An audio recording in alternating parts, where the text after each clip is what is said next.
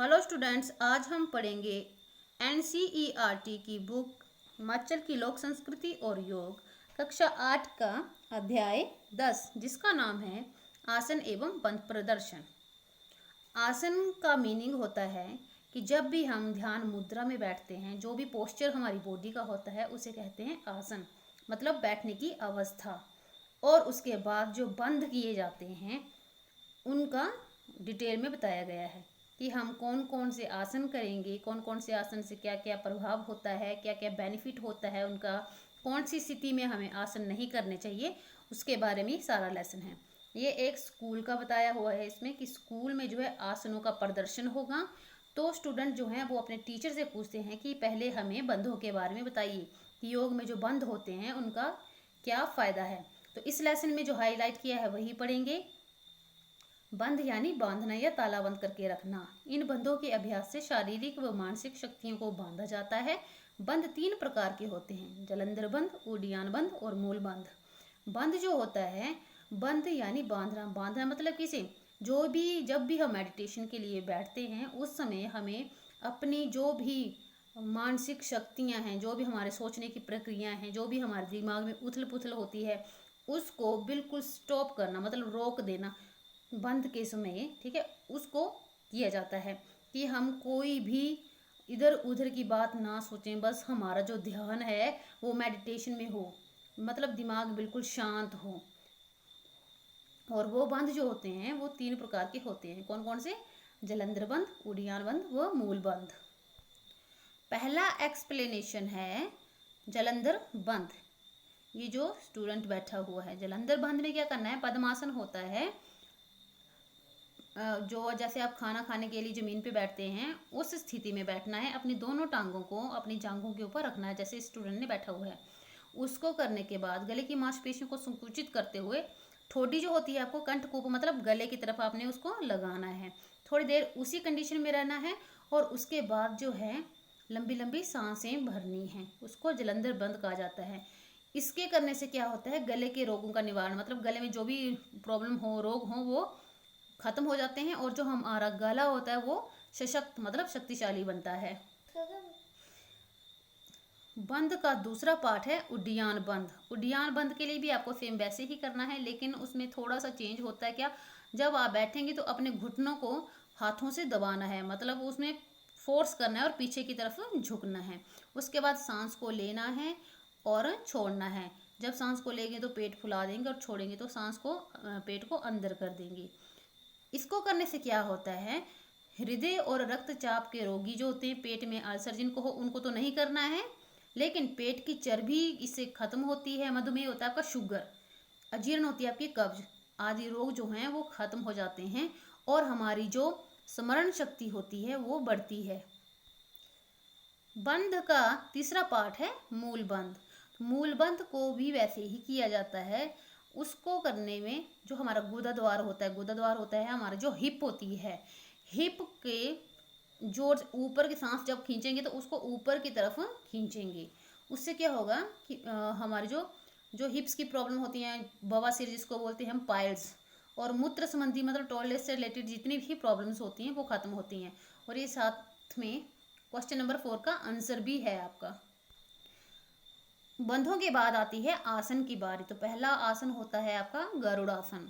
Student, आपके question number 6 से लेके 10 तक जो है वो आसनों के बारे में भी पूछा गया है कि गरुड़ासन, सर्वांगासन, कुक्टा आसन, चक्रासन कैसे किए जाता है, वो सभी जो है इसी में डिटेल में जो मैंने हाईलाइट किया हुआ है।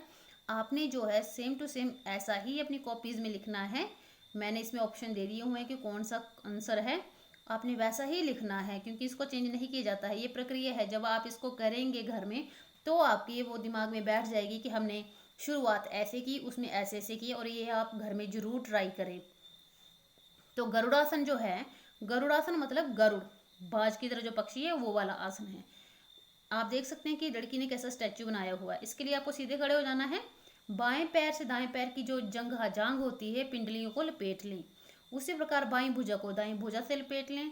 संपूर्ण भुजा जो है वो रस्सी की भांति प्रतीत होगी, जैसे ये लड़की दिख रही है जिसकी इसकी दोनों हाथ दिख रहे हैं।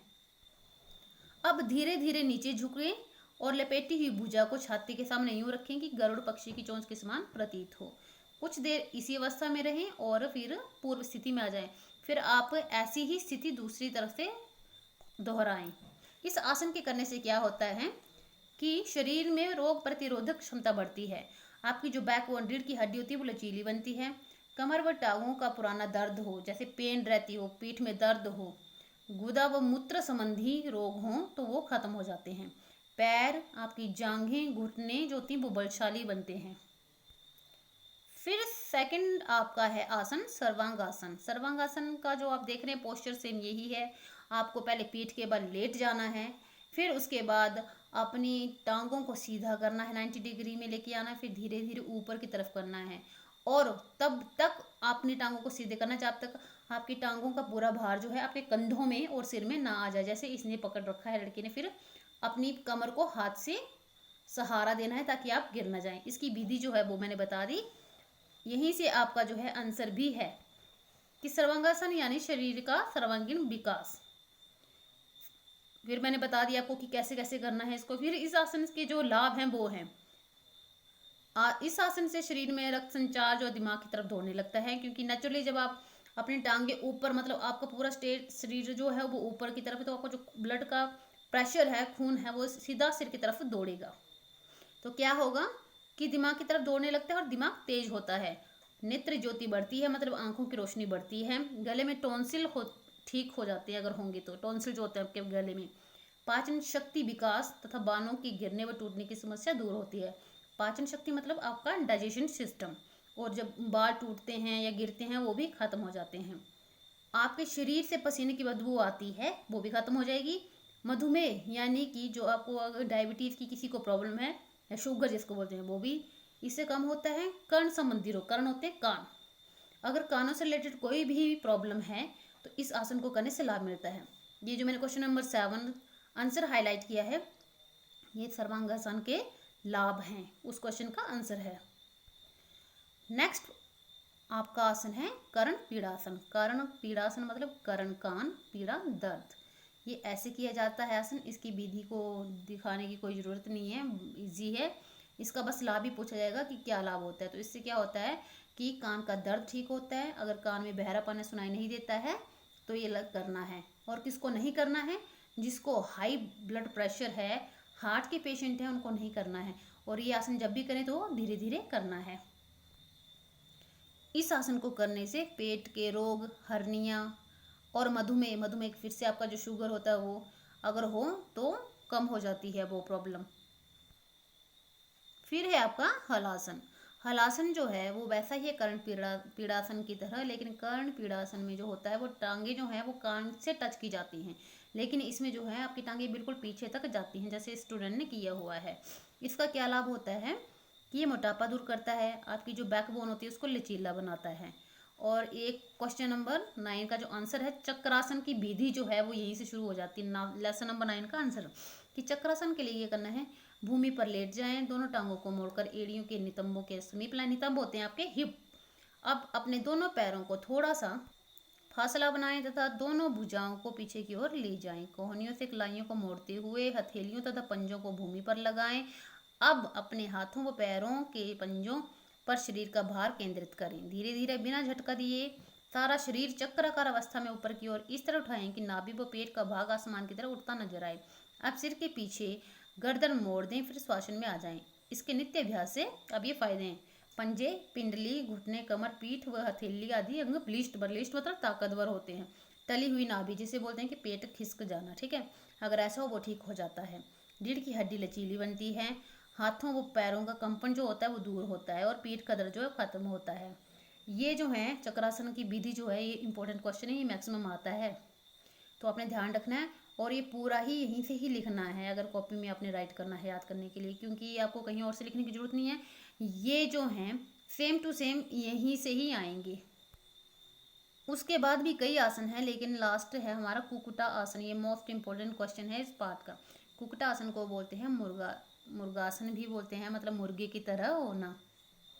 ये आपके लास्ट क्वेश्चन 10th का आंसर है। यहीं से शुरू करना है आपने कि कुकुटा आसन में पद्मासन की स्थिति में बैठें और दोनों हाथों दोनों जंघाओं व पिंडलियों के मध्य से नीचे की ओर इतना निकालें कि कोहनी तक भुजा बाहर आ जाए।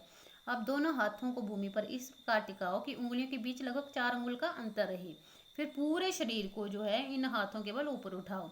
इसके करने से क्या होता है, भुजाएं, कंधे व हाथ सुडौल और बलिष्ठ बनते हैं तथा इनसे मोटापा भी छंटता है।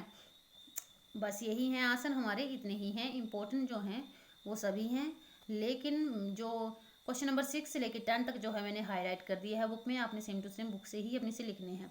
तो अब हम इसके क्वेश्चन आंसर कर लेते हैं।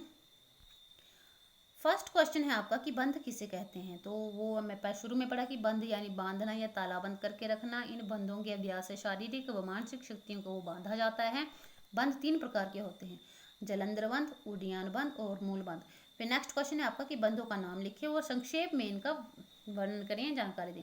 तो जलंधर बंध, इसके लिए पद्मासन में बैठ जाएं तथा गले की मांसपेशियों को संकुचित करते हुए ठोड़ी को कंठकोप से लगाएं। कुछ देर इसी अवस्था में रहकर पूर्ण स्थिति में आ जाएं। प्राणायाम में श्वास भरने के बाद जलंधर बंध लगाया जाता है। मतलब कोई भी आपको आसन करना है तो उसके लिए पहले आपको पद्मासन में बैठना ही है। और यह क्वेश्चन भी है कि बंध और आसन की स्थिति में की जाते हैं तो पद्मासन स्थिति से। अब इसके लाभ हैं कि इससे गले के रोगों का निवारण होता है और कंठ सशक्त बनता है। नेक्स्ट है आपका उड्डयन बंध। इसके लिए पद्मासन में बैठ जाएं तथा अपने दोनों हाथों को अपने घुटनों में रखें। अब घुटनों में दृढ़ता पूर्वक हाथ से दबाएं। अब सांस अंदर भरें और सांस छोड़ते हुए पेट के अंदर की ओर पिचकाएं। साथ ही छाती को ऊपर उठाते हुए पूरी तरह फैलाएं। अब शक्ति अनुसार श्वास बाहर रोकें तथा पेट को ढीला छोड़ते हुए अंदर की ओर भरें, सांस को अंदर भरें। फिर क्या ना करें इसमें, उड्डयन बंध की क्रिया जो है हृदय व रक्तचाप के रोगियों, पेट में अल्सर के रोगियों को नहीं करना चाहिए।